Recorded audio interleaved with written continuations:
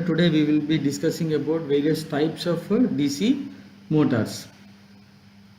So we have in generators we had separately excited DC machines, and self-excited again we had shunt, series, and compound. Again it is cumulative type and a differential type, right? So DC, not only DC generators, the same type of machines can also be used as a DC motors, or DC motor types are also same. So both generators and motors have same classification, and they are of same construction.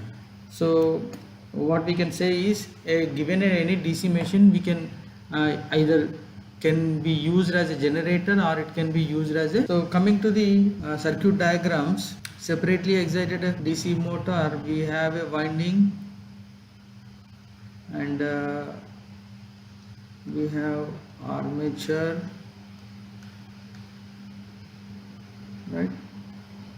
Now this winding is fed from a separate source, and field winding is having a field resistance RF, and number of turns is equals to number of turns NF, and the current flowing through the field winding is IF, and field voltage applied is VF. And coming to the motor armature, we are fed from a terminal voltage, VT, and it is drawing a current of IL.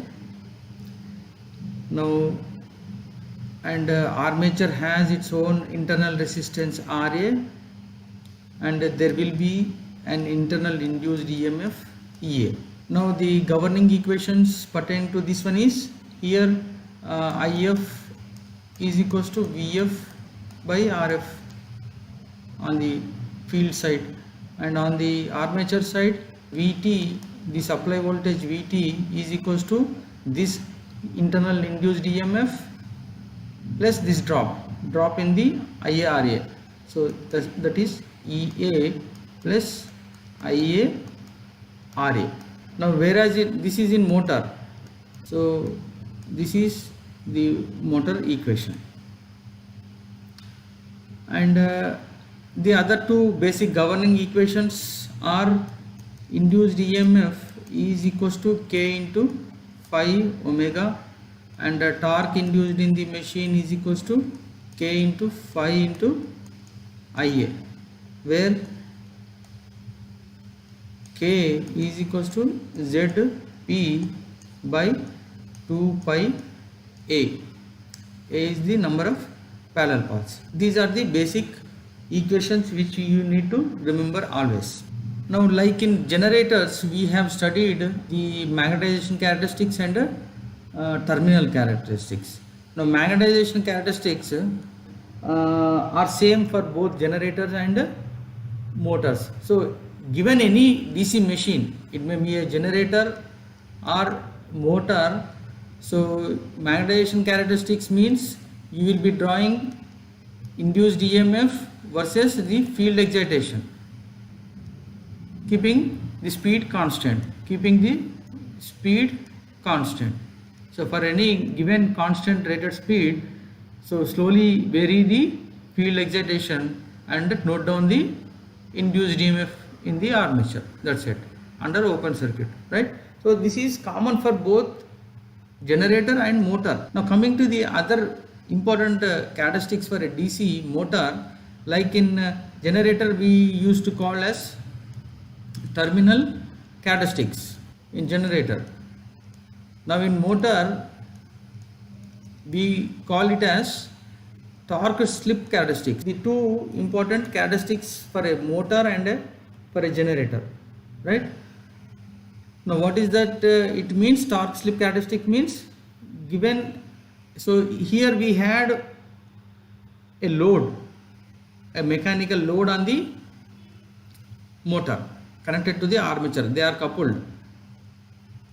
They are mechanically coupled, and this is a mechanical load. Right? Now in laboratory we used to load the motor by connecting a pulley, right, through belts. So they will be connected to a pulley like this, and through belt. Now as we tighten this here, we will be tightening this pulley so that the load on the motor increases, right? So now we are, instead of pumping the mechanical power into the armature like in generator, now we are consuming the power at the mechanical load as a mechanical load, right? So now what I want to say is, as the load torque increases, the induced torque in the machine also increases, because it has to balance the load. Now when load torque increases, induced torque in the motor increases, and the speed, either omega or n, decreases or increases depending upon the situation. Now that is what we are trying to calculate or know, how the speed variation takes place for an increase in the load torque or induced torque in the machine. That characteristics is called torque, sorry, not slip, this is torque speed, not slip. We'll call it as torque versus speed characteristics. So the torque versus speed characteristics of a DC motor is between tau induced or load torque versus the speed of the machine. Now let us assume that this is a separately excited motor, and I have given rated voltage, field voltage, and this field current is IF. Now it is running. The field is excited, and the IF current is flowing in the field windings.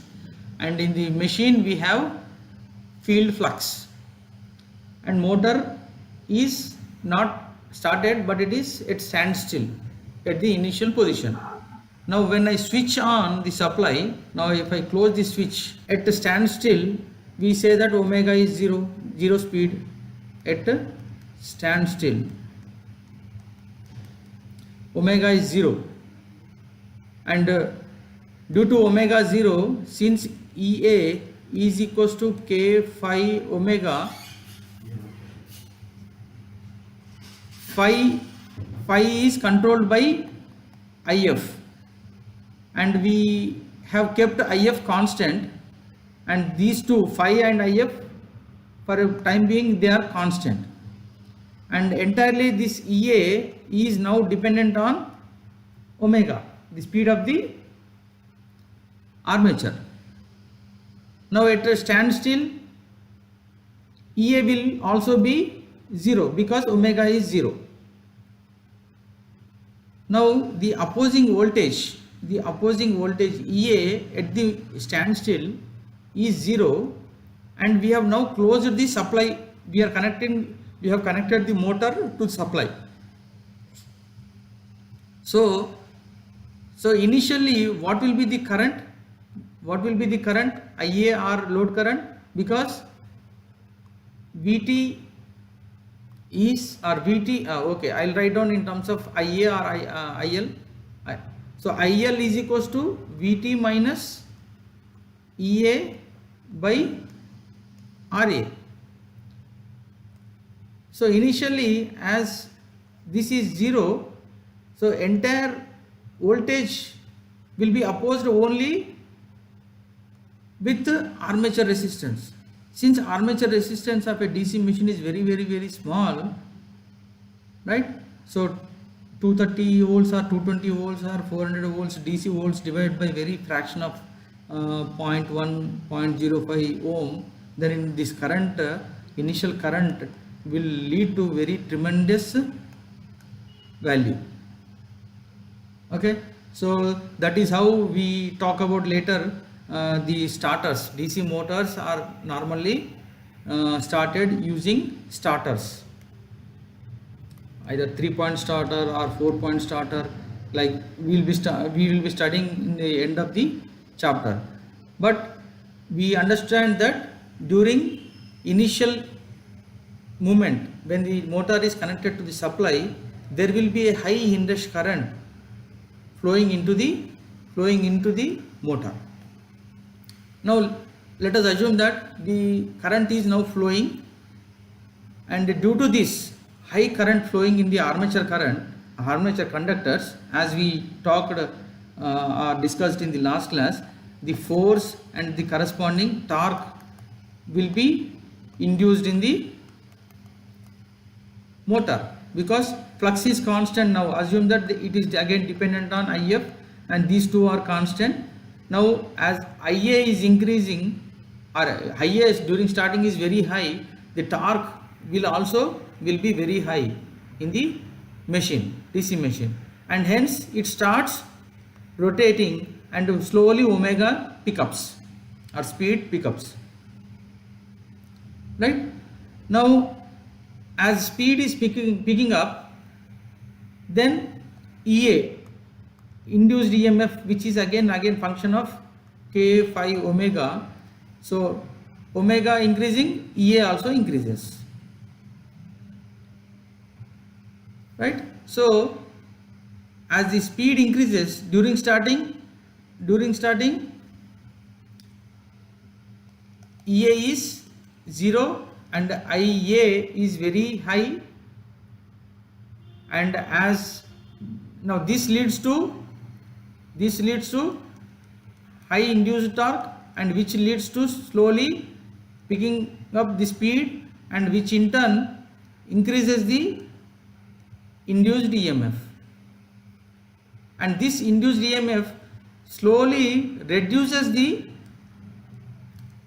armature current, because armature current is given by Vt minus Ea by Ra. Vt is fixed. As Ea is increasing, Ra is also fixed, so IL or Ia decreases. So as speed slowly picks up, the current reduces. So I can draw the instantaneous graphs also to show you. So initially the current goes to very large value, and slowly it comes down. The current, armature current, comes down and settles to some value. Now this is let us take 0.01 seconds, 2 seconds, like that, 3 seconds, 0.03 seconds, 4 seconds, 0.05 seconds, or at least 1 second. Now this is very high current. It will be more than 2 times of rated armature current. If I give directly full rated supply voltage to the motor, this current will be more than 2 times of rated current. And speed it is initially 0. This is time. I am plotting time versus I comma omega, and speed slowly it increases and it settles down to the rated speed, right? So this is how the internal parameters will change as the machine is starting from 0 speed to the rated speed. Now tell me, what could be this current? What could be the value of this Ia drawn by the motor initially without load? Can anybody say its corresponding torque induced under no load? Under no load. Can anybody say what could be the what is this torque induced during no load condition, and it is drawing corresponding armature current? Sir, it is equivalent to frictional and windage losses. Right, very good. So because initially we presume that there is no mechanical load connected to the motor, we released this tightening wheels, right? We have loosen this belt, and it is the armature is freely rotating, right? So when the supply is connected, so now just now we have discussed, it will start rotating and armature current settles down to some initial no load current. Now this no load current is developing a torque in the armature which is sufficient to meet the friction and windage losses or torques. Friction and windage equivalent torque of the armature, which is a mass rotating, and it has its own load torque. It has its own load torque. So load torque is opposing the induced torque. Now at this moment they will become equal and the speed is rotating at a constant speed, right? So the induced EMF, induced torque is raised to such a value such that this is exactly getting equal to the load torque. Now suppose if I put on some load or tighten this belt slowly, and I increase the load torque. I increase the load on the mechanical load on the motor or load torque on the motor. What is going to happen initially? First moment, what is it? If I increase the sudden load on the motor, the first and the foremost thing is it is going to reduce the speed. The speed falls. Okay. Now, as I have already said in very beginning class, so it is actually developing the torque equation. Torque equation is T induced is equals to TL plus T friction and windage torque. So initially this load torque is 0, these two are balancing. Now suppose under this steady state condition, suddenly if I increase this load torque to some final value, then what is going to happen? It is going to draw the torque from the friction and windage torque by reducing its speed, because the friction and windage loss is proportional to k omega square. So this value will reduce by reducing the speed. So as speed falls, the torque, frictional windage torque reduces square times, and the leftover torque is now met to the load torque, to meet the load torque from the same induced torque. This is what actually going to happen at the moment when I increase the load torque. Now once the speed falls, the internal EMF induced reduces. Internal EMF induced reduces, and armature current flowing into the machine increases, because armature current is function of Vt minus Ea by Ra. So as Ea decreases, Vt is constant, Ra is constant, Ia increases. Now as Ia is increasing, the torque induced in the machine increases, right? So which is a function of K phi Ia. So phi I assume that this phi is fixed, because the field is separately excited and no armature reaction has not yet influencing the main flux. Okay, I still assume that the armature reaction is 0 and the flux in the machine is not altered. Okay, so Ia increases, the torque increases. Now slowly as torque increases, so the speed increases. Now again it comes back, the speed increases. Speed increases means Ea increases, right? So this is how it will come to a new steady state value. Now let us for separately excited DC motor, let us talk about the speed versus torque characteristics. Okay, so we want to have a relation between omega and tau induced. The basic equation is Vt is equals to Ea plus IaRa, but Ea is, we know that Ea is equals to K phi omega, and from torque equation tau induced equals to K phi Ia, I write down Ia is equals to tau induced K phi. Now when I substitute here, Vt is equals to K phi omega plus Ia is tau induced by K phi into Ra. Now I want to write down in terms of tau induced, speed in terms of tau induced. So K phi omega is equals to Vt minus tau induced by K phi into Ra, and now omega is equals to Vt by K phi minus tau induced into Ra by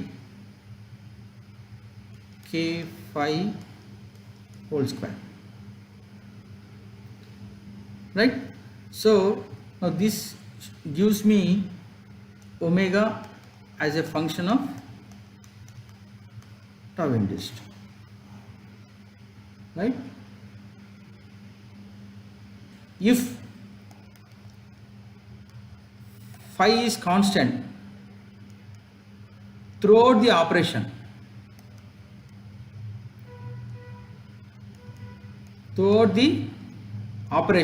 from no load to full load, that means I am assuming that armature reaction is zero. For any load currents, flux is not altered, flux is not changed in the machine, because it is a separately excited machine. If is constant, only the armature reaction should reduce the field, right? Now if I assume that there is no armature reaction, then the flux in the machine, separately excited DC motor, will remain constant, and now this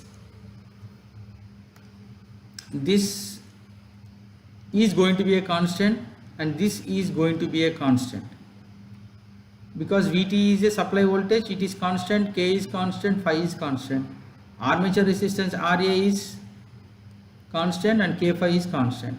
Now if I draw the characteristics between tau induced and omega, right? So for torque induced, that is load torque is equals to load torque or induced torque is equals to 0, the speed is at this value. This value means Vt by K phi, no load speed. This is no load speed, and because this is having a negative slope, this is a constant, the coefficient of tau induced is a coefficient constant, so with a negative sign, so this graph should be a drooping characteristics, and its slope is given by this value minus Ra by K phi omega, K phi square, right? Only when armature reaction is equals to 0, but in case of armature reaction, with the armature reaction, phi is not constant, phi is not constant, right? So as the loading increases, Ia is increasing, armature reaction effect increases, flux weakening and cross magnetization effect will have on the main flux, main field flux. Now under that condition, okay, the graph will be something like this. Okay, so okay, now this will be the omega versus as a function of tau induced graph with armature reaction into account. So here the speed increases as the load torque goes on increasing, right? The flux weakening takes place, and in the DC motors as the flux weakens, the speed increases. Okay, so as of now we have covered under DC motors. The first point is basic principle of operation, and then we have discussed about the unidirectional torque and torque equation Ia. Okay, so this is all constant K. Now torque induced, then types of DC motors which are actually same as DC generators, and then we have taken the separately excited DC motor and try to understand the behavior of DC motor under starting condition, and also when there is a change in load.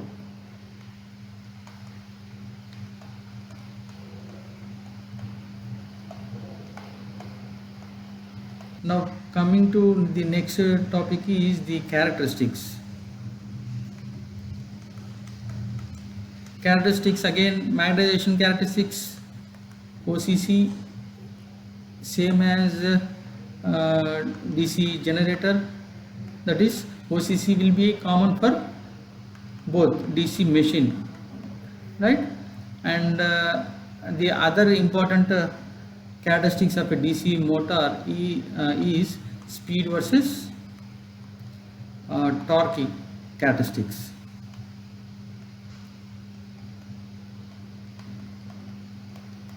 Right?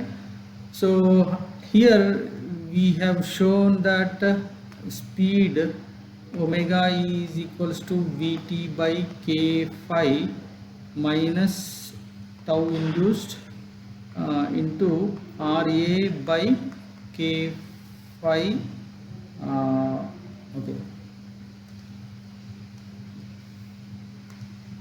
Ra by K phi whole square, right? So this is the equation we have derived from the basic fundamental equations, right? So omega as a function of torque induced. Now let us talk about the shunt motor. So here we have shunt winding, that is field winding is connected in shunt to the armature, and this motor will be excited through a DC supply, that is Vt, and it will draw the load current like this, and this will be mechanically coupled to the mechanical load, right? Now this is armature current and this is field current. field will be having a field resistance, and armature will have induced EMF EA, and also the armature resistance RA. These are the various parameters indicated on the figure, right? Now what will be the governing equations? Governing equations will be Vt again is equals to, this is Vt, from here to here, this is Vt, which is equals to same EA plus IA RA for a shunt motor. This is same as separately excited motor. Okay, same equation. But coming to IF is Vt by RF. So earlier it was Vf by RF. Now this is constant in a separately excited, but here in this case Vt is also constant. Vt will not be changing. This is supply voltage, so this is fixed. So this Vt is also constant, though it is not Vf, but it is same supply Vt which is feeding the armature, and this is also constant. So almost this shunt motor and separately excited motors will be having same type of behavior. We also write two more basic equations. EA is equals to K phi omega, and tau induced is equals to K phi IA. If you try to derive the function between omega versus tau induced, we will attain the same expression, omega is equals to Vt by K phi minus tau induced into RA by K phi whole square. So the same governing equation, this is speed torque characteristics, which is same as the separately excited DC motor. So we have this is omega, this is tau induced. So without armature reaction we have a drooping characteristics. This intercept is Vt by K phi, Vt by K into phi, and the slope of this drooping characteristics is minus RA by K phi whole square. But with the armature reaction, so this graph is going to change bit like this. So this is with the armature reaction, so tau versus omega.